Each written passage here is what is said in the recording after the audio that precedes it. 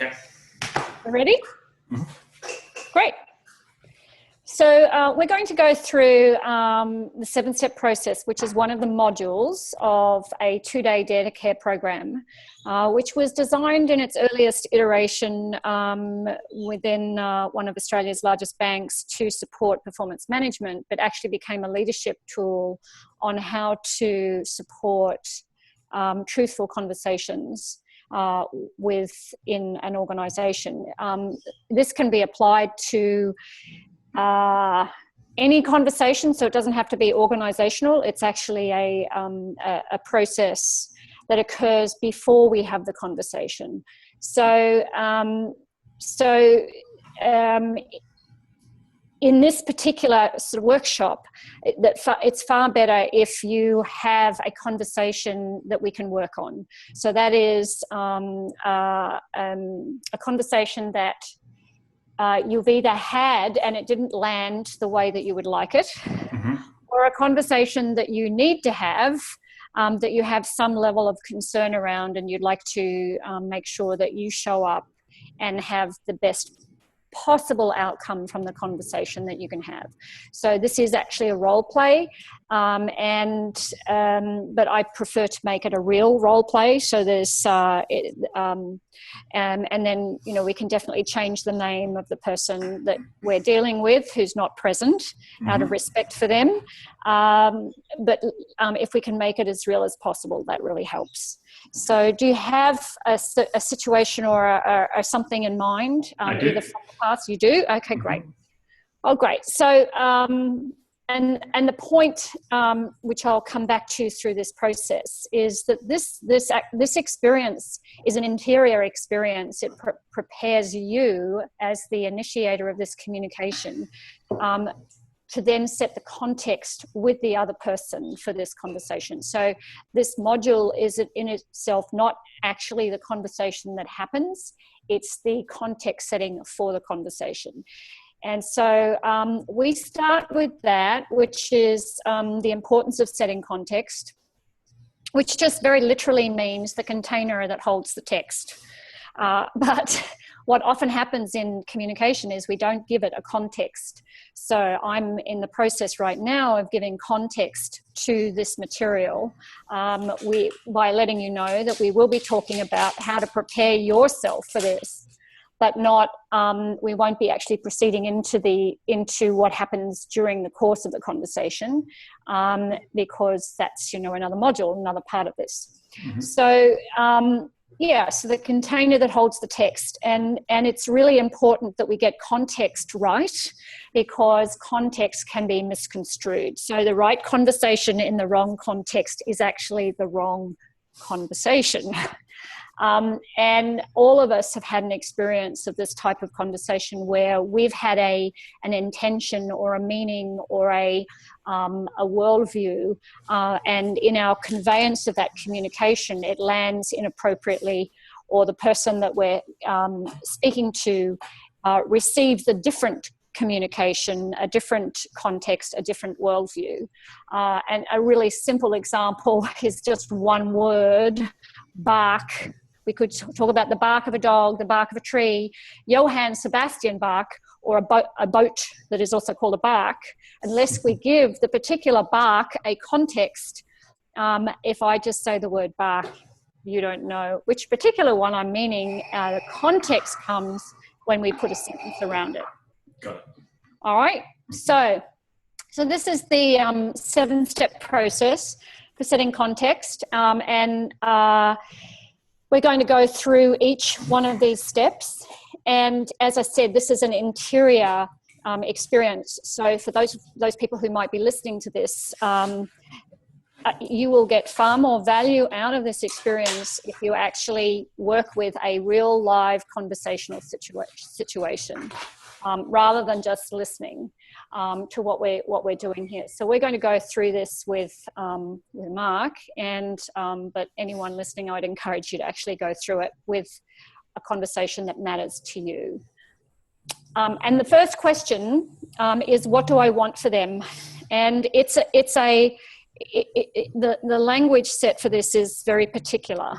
And so what I'm going to do to start, Mark, is if you can give me a little bit of context around the circumstance, the situation, the person that you want to have a conversation with, that you have, you either, have some concern around making sure it's right, or, just ensuring that it's an appropriately communicated conversation. So Sure. if you could give me that context, that would be great. Sure. So I'm working with someone, I'm going to call him James, Yes. who's the trust between us has eroded to the point where it's not a very fruitful relationship anymore. Okay. So there's mistruths being said, there's lack of transparency, lack of timely communication, and it's causing a lot of friction.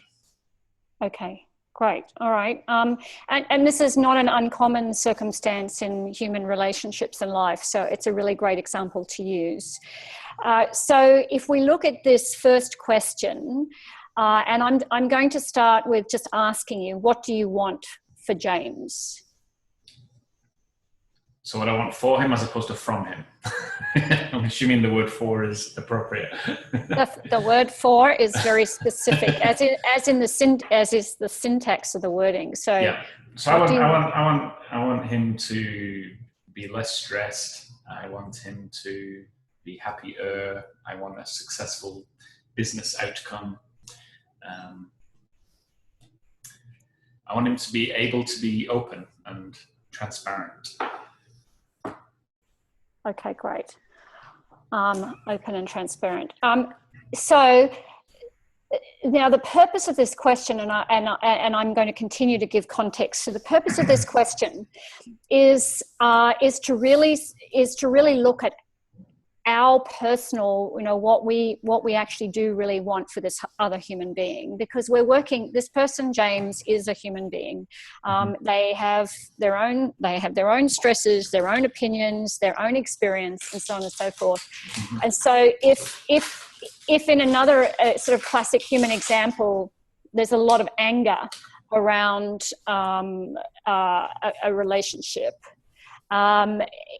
we may meet, when I ask this question right up front, what do I want for them? We actually may want for them to just disappear out of our lives, and that may be legitimate for us, but that's actually not going to progress the conversation. That's just going to create more anger and more mistrust, and probably more disintegration of the relationship. So this first question is about going to, and in the ebook, Speak the Truth, I talk about above the neck and below the neck. And so this is about going from our thinking to our actual heartfelt space. And it requires that we connect with this person heart to heart. If we're not able to do this, if we can't make a connection with James or whoever the person is that we're dealing with, and actually connect with their humanity, with who they are on their great days, if we are clouded by the anger and the mistrust or the whatever the emotion is that has been contaminating the space between us, then we're never going to pull off the type of conversation that honors the dignity and humanity of the other person and enables us to speak enormously high levels of truth, but without without shredding the other person. And so to answer this question, what do I want for them? We need to go to the highest aspiration. And so part of what you said, less stressed, happier, successful business outcome, open and transparent. I've never met a human being yet that doesn't want happiness. That doesn't want success in their terms, however they define it, not my terms, in their terms. I've never met a human being who is not interested in, those higher aspirations. And so if we can't connect with wanting for James to have some of these higher aspirations, then in actual fact, the problem at this point doesn't lie with James, it lies within ourselves. It means that until we can bring humanity back into the communication, we're the ones that need to have the coaching. Does that make sense? It does. Yeah. So this first step is incredibly important, because until we can go to that place of having this type of conversation with James, coming from the place of, I genuinely want for James to be happier. I genuinely want for James to experience success on his terms. I genuinely want James to feel safe in our relationship. If we can't connect with that as a heartfelt, genuine way of showing up, then no amount of effort is going to change the context for this conversation, because we will bring with us the anger and the resentment and all of that into the conversation from the beginning. So just this simple act, this first of the 7 steps, this simple act completely can turn a conversation around, particularly if we can stay grounded in, this is what I want for James. Does that make sense? Yeah. Yeah, and so it is very powerful. It's also sometimes very, very difficult for us as humans to do, because there is legitimate hurt, betrayal, anger, all of those things legitimately can sit with us. And that is not to say that we forget those things. So that's what we deal with in the next set of questions. But if we can't start from this place. So I'm going to come back to this question again, now that I've given you a little bit more context. And you've actually, some of the stuff that you've said has been very appropriate response. But now that I've given you this context, would you like to try answering the question again? What do I want for James? I want James to be happy. Okay, great. And so one of the powerful things that we can do with this is when we really say that, is we can, as best as possible, connect to the person and that we know or have experienced is the sort of like essential James, the unique aspect of James. And the more we bring that into the conversation, the more powerful the conversation is going to be. So that's step number 1. Any questions? No, that makes sense. Makes sense. Okay, great. So step number 2 is, now we get to look at, what do I want for me? Because we're not forgetting you in the equation. and the important part of this is, the more truthful you are about answering all of these questions, and for anyone doing this, with your own case, making notes, put it all down there. Be radical, be honest, be truthful, be blunt, use a sledgehammer, whatever it is, because this is the opportunity to actually to really look at the truth for this circumstance for you, and to see how it's impacting you, and the choices that you're going to make on whether you progress it in a healthy way or in a negative way or not. Yeah. So blunt, truthful, hard-hitting, real, visceral, whatever it is the best way to answer this and the next question. Yeah. So what do you want for you? So on the negative side, ultimately I want to be happy myself as well. But the things that popped up for me when I first read the question, where I don't want to feel like I'm wasting my time. I want to be heard. I want to be valued. I want to be listened to. I want to be communicated to in a timely manner. They're all the kind of the component parts, but ultimately, I want to look back on my day and go, I had a good day today. I was happy. I am happy. And at the moment, I'm looking back at it going, that was really frustrating. Gee, I spent 2 hours being frustrated today. Right. And in large part because of this relationship. Okay, great. Okay, very good. So I'm just making notes. Okay, good. What I'm going to do, just so that, again, I'm setting context here, we're going to go through these questions, and it is a very revealing exercise, because we get to look at what is actually legitimately going on for us. But at the end of this, I'm going to give you a demonstration of how you can speak some of this back, just setting the context with James, and inviting the conversation to progress. And so that's one of the reasons why I'm taking notes as well. Okay, fantastic. And so the third question, and these are pretty obvious, but as I said, the most important part of this is the truthfulness and the honesty that you have with yourself in answering these questions, because oftentimes we have opinions, judgments, and concerns that we haven't really looked at. And if we don't acknowledge that these are real for us, they're going to leak into the conversation, just the way it works.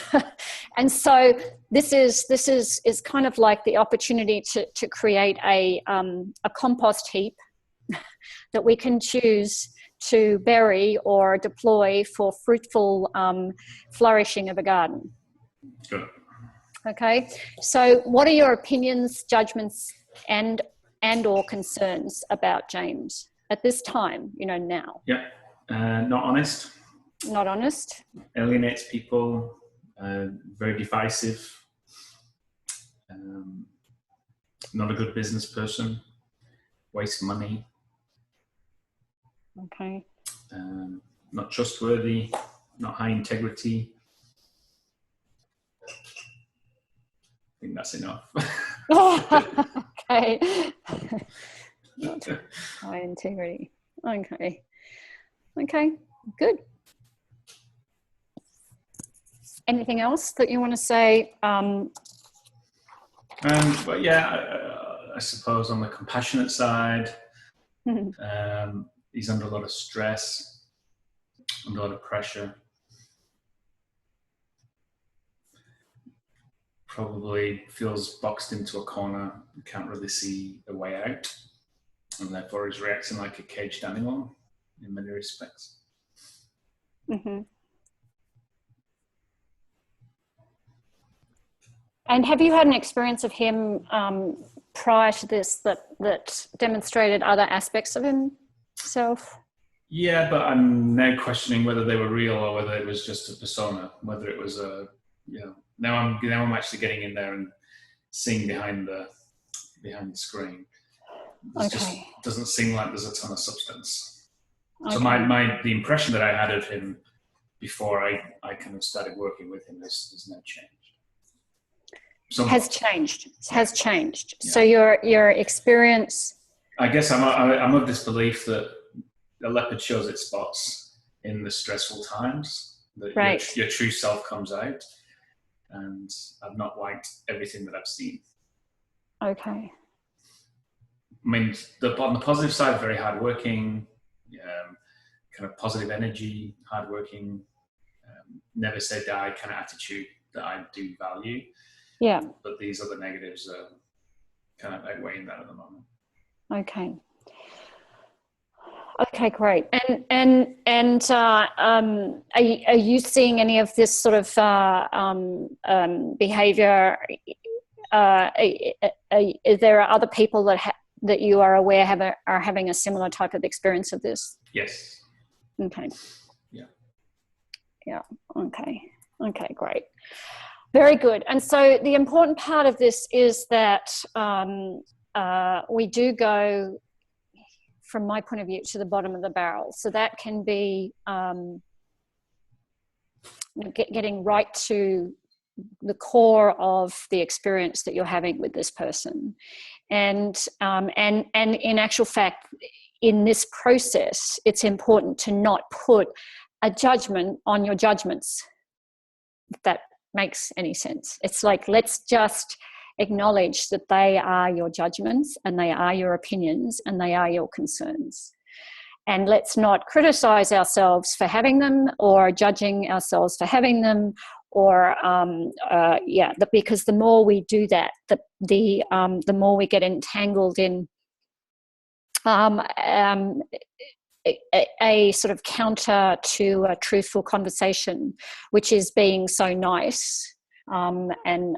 Nice can stand for nothing inside me cares enough about you.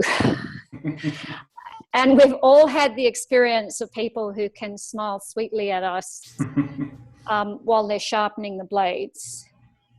Yeah. And my, part of the experience that I've had in working with this material is that I actually believe that most people, if they had the opportunity to have someone who cared enough about them, and that's why we call it Dare to Care, cared enough about them to tell them the truth of their experience in a way that honors them and respects them versus shreds them, we would want that. And so an example of honoring, and which I'm going to demonstrate at the end of this, but an example of shredding somebody is if I were role-playing you, Mark, and I came into a conversation with James, and I said something like, well, he's not lazy, I'm just looking at, you're a lying, cheating ass, and you have no friggin' idea about business. That's probably not the way to do it. So the question becomes, how do we say the same thing? Because it's important, but how do we do it in a way that serves him versus cuts him down? And that's why Dare to Care came from, do I care more about you to speak about my experience of you than I care what you think of me? But it's caring. Yep. And most people who are conflict adverse, and there are a lot of us who have difficulty with conflict, we actually, if we really cut it down and look at it, we're actually more concerned about ourselves being nice or being liked, or all of those sort of processes and or emotions, than we are about actually serving and caring and supporting the other human being. Does that make sense? So to protect ourselves, we don't actually speak up. Yeah. What I'm trying to do in this process is give you the tools that enable us to speak up and speak the truth, but without shredding the person on the other side of the conversation. Okay, any question? Yep. Makes sense. So step number 4 is what am I feeling about this conversation? So we're now actually in the preparation stage of you having this conversation with James. Yeah. Right now, how are you feeling about having this conversation? If you were going to have it like tomorrow or something like that, how would you be? I am having it tomorrow. Oh, okay, there you go. Okay. I'm feeling part excited to kind of get this off my chest, and express myself, because I've just felt a lot of frustration. Yes. I guess a little bit nervous as to how it may go down. Yeah. I guess it could get worse. But also interested, I guess I'm feeling curious as to how I'm going to handle myself in the conversation as well. Okay. So kind of a balance of nerves, curiosity, and excitement. Okay. Now, the reason that I get you to look at this question is, again, it creates a frame for when we move into having the conversation. So for anyone who's ever experienced a speaker or someone presenting that is really, really nervous, how do you, and I'm asking you this obviously, Mark, how do you feel if you're in the audience when there's somebody that's really nervous that's on the stage? Part frustration and part empathy. Do you also have a little bit of nervousness as well? Just I cringe. Yeah, you cringe. Yeah. Yeah. I guess that's the empathy. Yeah, that's the empathy. And can I ask you, because this is my general experience as well, would you really like for that person to sort of like get above their nerves and move into a state of doing something that you're going, that was really good? Is that Either that or get off the stage. Either that or get off the stage. Status quo is not an option. Yeah, okay, all right. Okay. But if the person on the stage actually said something along the lines of, you probably can tell I'm really nervous. Mm-hmm. Now that doesn't always make them become better at what they're about to do. But how do you how would you react in the audience if they named their what they were experiencing at that time publicly? I'd feel more empathy, more forgiveness. Yeah. If they acknowledged it, yes. Yeah. Sure. And so that's the reason why I have this this step here, is because sometimes these conversations, and my dog is making sure that she's part of this conversation. Sometimes these conversations we are really, really nervous or really anxious or really, they can be high stakes. I mean, some of these conversations are life-changing conversations. And so it's sometimes, not always, sometimes it's really relevant to actually, when we set the context, to name that, what I'm feeling about this conversation. And oftentimes the naming of it can be something along the lines of, I'm anxious, nervous, whatever is real for us about having this conversation, because I want to be sure that I speak what is important to be said, and I don't want to do damage. And that can be truthful. If it's not truthful, it doesn't fit in this process. And so I just wanted to use that example to give people permission that if the emotions are really strongly leading in the process of setting up this conversation, sometimes it's really relevant to name them. Yeah. I agree. Yeah. Any questions on that particular step? Nope. Okay, good. Step number 5 is, and this is where we really are standing in the shoes of the other, as much as we're able to, is what are they thinking, feeling, seeing, experiencing about either having this conversation, or if they don't know because we're doing the prep, about the relationship that is currently in place with us now. Mm-hmm. So I'm imagining a level of embarrassment that some of these untruths coming out that are pretty hard to shy away from. Mm-hmm. So I know how I feel sometimes if I've said a mistruth and then it's come back, that I personally feel embarrassed. Okay. What was I thinking? Why did I say that? That was just the dumbest thing.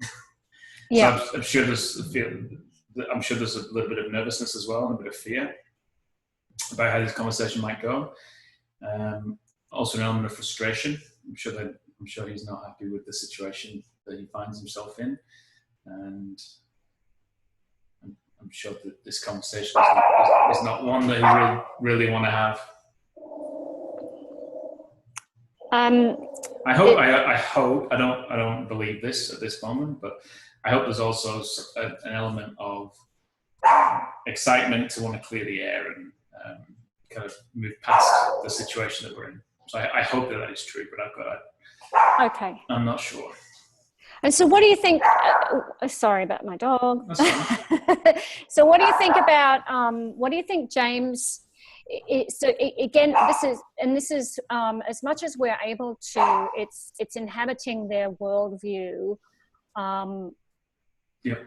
And so let me take it from the circumstance with James, and given that You and I both spent a lot of time with various different people, and so let me sort of share a more recent experience for me that when I'm looking at this particular thing, it would reframe how I would have a conversation.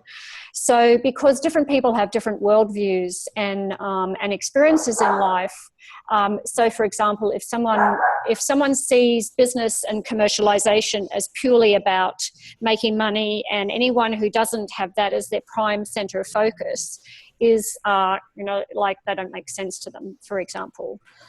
That's not necessarily my worldview, but it is definitely somebody else's.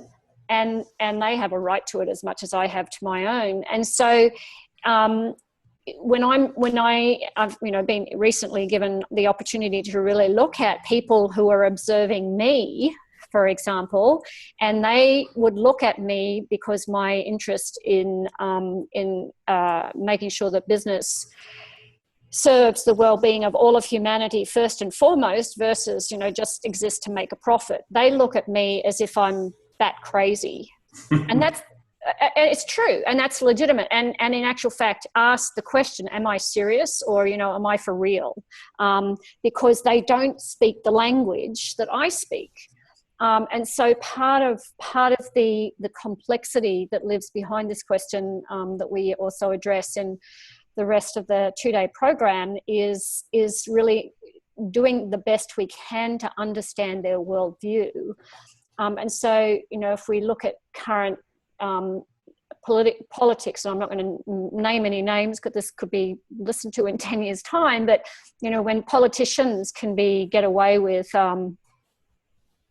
telling incredibly massive lies, and we just step over that, but they can't see that that's a problem. How do we inhabit their worldview in order to have a conversation with them without making them,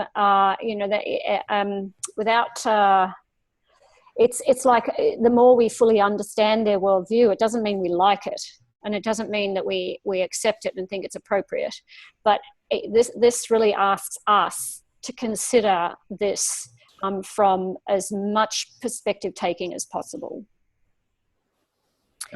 So is there anything that you would want to add in reference to how James might be experiencing this relationship or this potential conversation?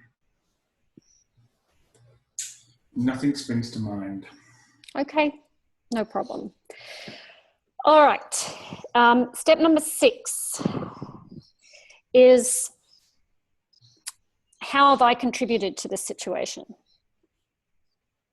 So how long have you been in relationship with James? About 6 months. About 6 months.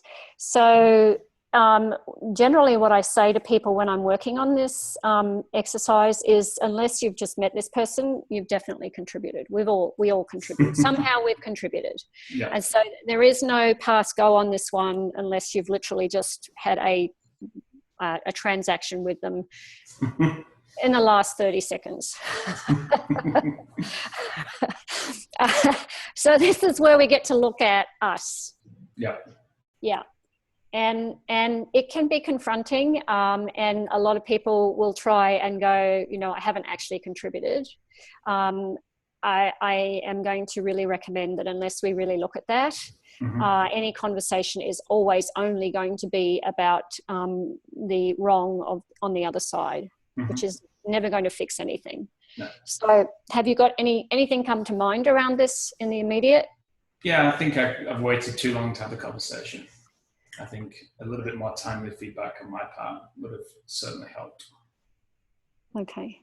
I've sensed frustration for a while, but I've let it get to I guess a point where I was not willing to continue. But I could have quite possibly have given more feedback, more timely. Okay. So when did you have a first experience of probably about 2 months ago. Okay, but that there was a lack of honesty, or 2 months ago. About 2 months ago. Okay. And things just didn't seem to add up, and some of the things that were said were contradictory, and some conversations I had with others were contradictory, and I started to get a bit of an uneasy feeling at that point. Okay. So can I ask you why, when that first started happening, why you didn't take action? There's no valid excuse as to why I didn't.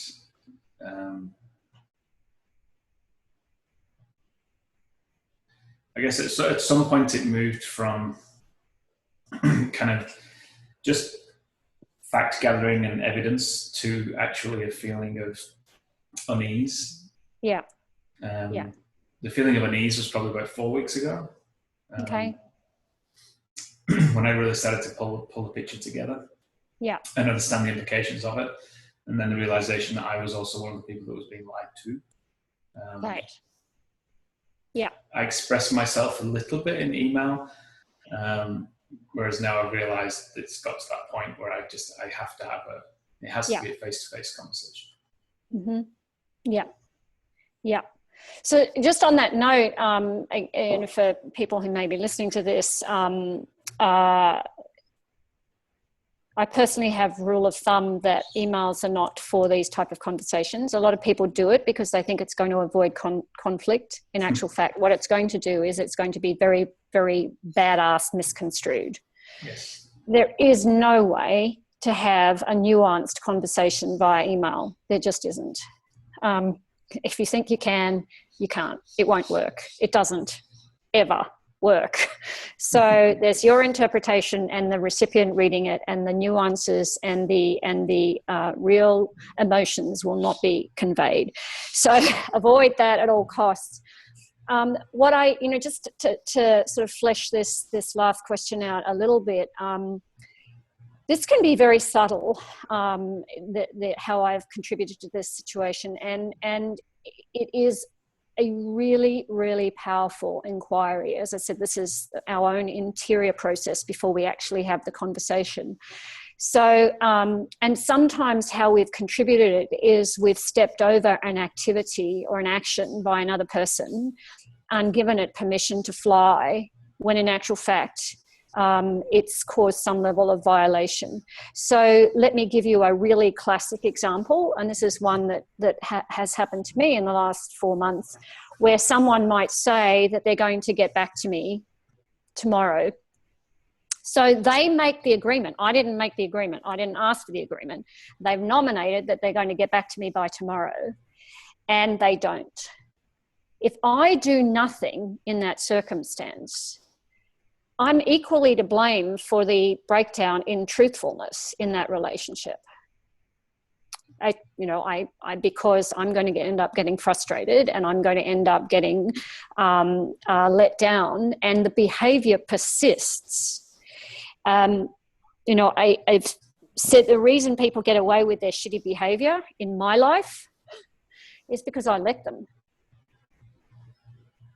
That's just what I have to look at. I let them. I say it's okay. I get to choose. It's okay. And so that's my contribution. My silence or my not taking action is my contribution. If we come back to the purpose of Dare to Care, it's, do I care enough about this person? Because likely if they're making promises and not keeping them with somebody like myself, they're doing it all over the place. And they're getting away with it all over the place because people are going, that's who they are, all over the place. And more likely they're being continually less effective in life, or they may be actually very effective on one scale. I can think of someone coming to mind, currently the leader of the free world, who obviously has had no one put a leash on this particular type of behavior and just thinks it's normal operations. And so I actually think that a world where people live and act their word is a world that I aspire to living in. So when we look at this question, how have I contributed to this situation? It can be that we've made what I call little transgressions, or stepped over little atrocities, little tiny pieces of something, because it seemed harmless at the time, but that behavior is a persistent way of being, and it actually becomes very destructive and accumulative and frustrating. And so, this is how relationships work. A marriage doesn't break down overnight. A marriage breaks down by slow acts over years. And so it's our not speaking about some of those little things that count. Another way just to contribute is something, and it can be very subtle. I can be showing up in a circumstance with a very, very subtle element of victim in a relationship or a situation where I'm blaming either my circumstance or the other person, and so on. And so these are some of the areas to look at when we're looking at how have I contributed to this situation. Is there anything that you want to add to that before we? No. No? Any questions? No, I'm good. Okay. So the last part of this is an invitation, the last step. But what I'm going to do now is, I can give you a demo. Actually, what would be the best way? I'll ask you. So generally what I do at this stage is I actually demonstrate. We've gone through this, and we've been really honest, looking at what's going on for you, the outcomes that you're looking for, et cetera.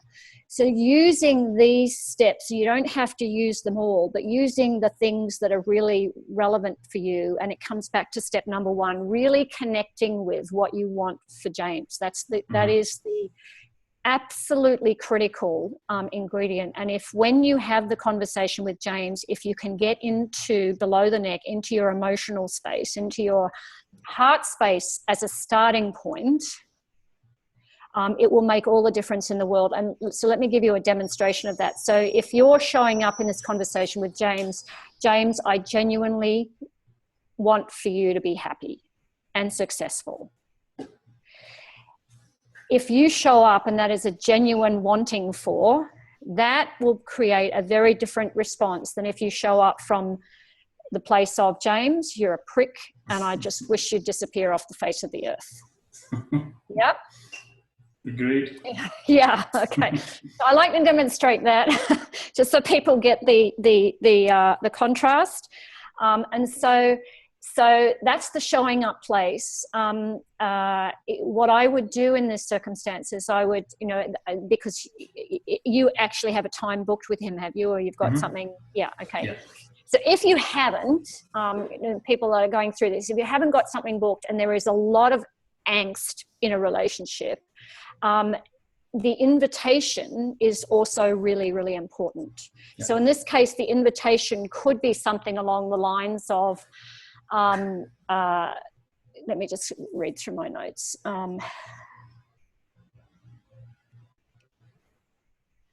So I can pull this together. Okay, so I'm going to wing it, which is what I do anyway, but an invitation, an example of an invitation, if we haven't got the time set with James, would be something along the lines of, James, I know that we have, particularly of late, there's been some frustration and discord between us. I'm aware of it. You probably are as well. I genuinely want for you to be happy and successful. My experience at this time is that you're under an enormous amount of stress, and that you have a response to that I'm experiencing is lacking in truthfulness, dividing people, et cetera, these type of behaviors. And I don't think that's serving who you are as a human and the best purpose for your business. And I really would like this conversation to create a space where we can talk about what is going on and how I can support the highest level of success and happiness in your life. Would you be willing to do that? That's well worded. I would say yes. So do you see what I'm doing is I'm taking components of this process. Mm-hmm. They're real for you. I don't have to say everything that we went through. You can, for those people who are, this is a really, really high stakes conversation, you can spend time wording that. The thing that matters the most is the step number one, and that leads, and that you show up from that place, and that if you lose that place, you come back to it.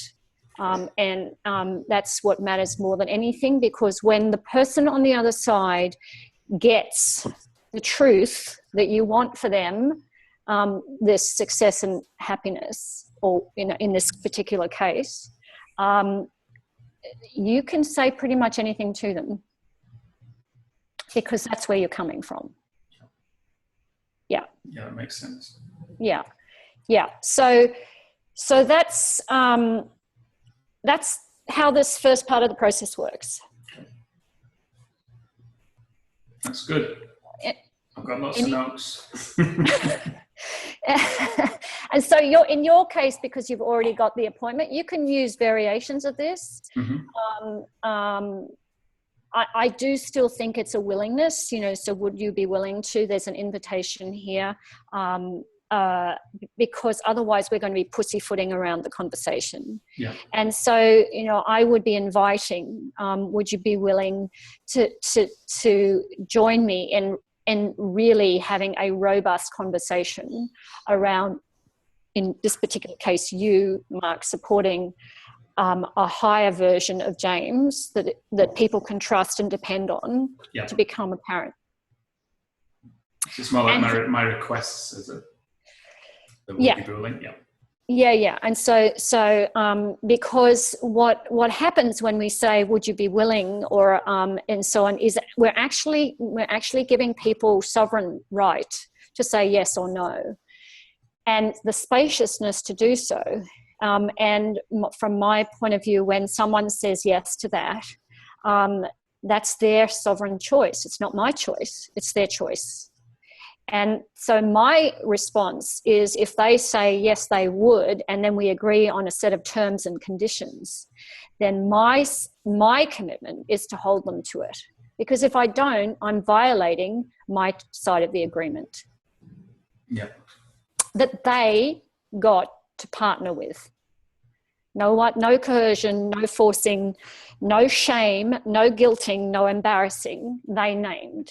And if that's in place, then when the shitty behaviour that we all have shows up and someone holds us to account for it, we're party to it by choice. And it changes the game. Okay, so that's it. Any final questions, feedback, thoughts? No, I think that's great. I think I agree with you. I think if you have the focus on what it is that you truly want for them, then it makes the conversation a lot easier and less, I guess, there's less nerves, because you're actually doing something for them. Yeah. And so that original question also goes into a sales process as well. If we're focused on what we really want for the customer that we're in a sales conversation with, that sets the ground for an entirely beautifully different experience in a sales conversation than if it's all about question number 2, what do I want for me? Yeah. And so it's just a really wonderful way to lead in life, and always worth coming back to, because we forget. True. All right. Well, thank you for joining me on this little session. No worries. Very welcome. And you can stop the recording now. Done. Very good. It's stopped it now? Good. Not yet.